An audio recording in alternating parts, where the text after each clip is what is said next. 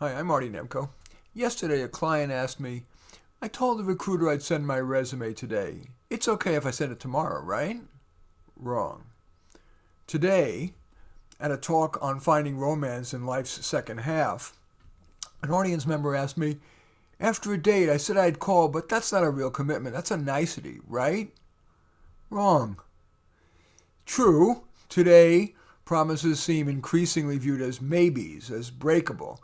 But promise breakers usually pay a price. Apart from the ethical violation, there's a chance that recruiter is going to view my client's late submission as a sign of irresponsibility.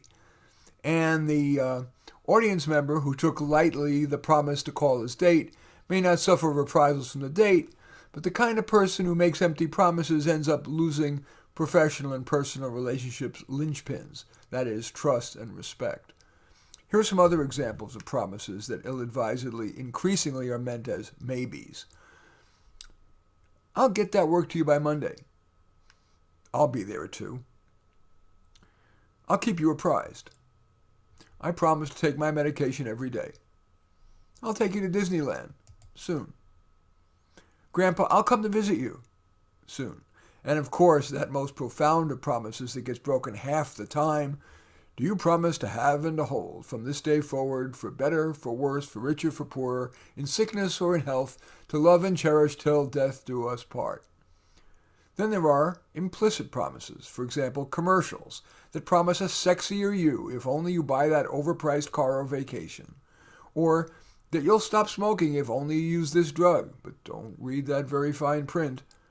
There also are one-on-one commercial promises, for example, that's a quality diamond, or that drug is unadulterated. Perhaps most common, we break an implicit promise every time we don't answer work or personal email, text, or phone calls when a response is reasonably expected. Of course, there are times when a promise need be broken. For example, you've made a good faith estimate of how long a project will take, even adding the appropriate fudge factor. There's only one way a project can take the minimum time and an infinite number of ways it could take longer.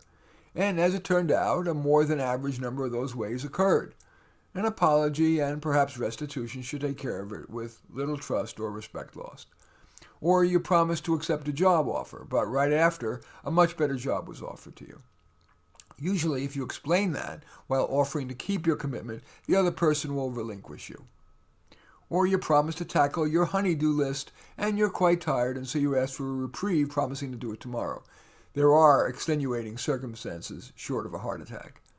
We're all human and screw up, but for ethical if not pragmatic reasons, you might give more thought before making a promise, even an implicit promise, and once that promise is made, should you be a little tougher on yourself in keeping them? In any event, I do thank you for watching. I'm Marty Nemko. I welcome your thumbs up and accept your thumbs down. We'll look forward to any comments.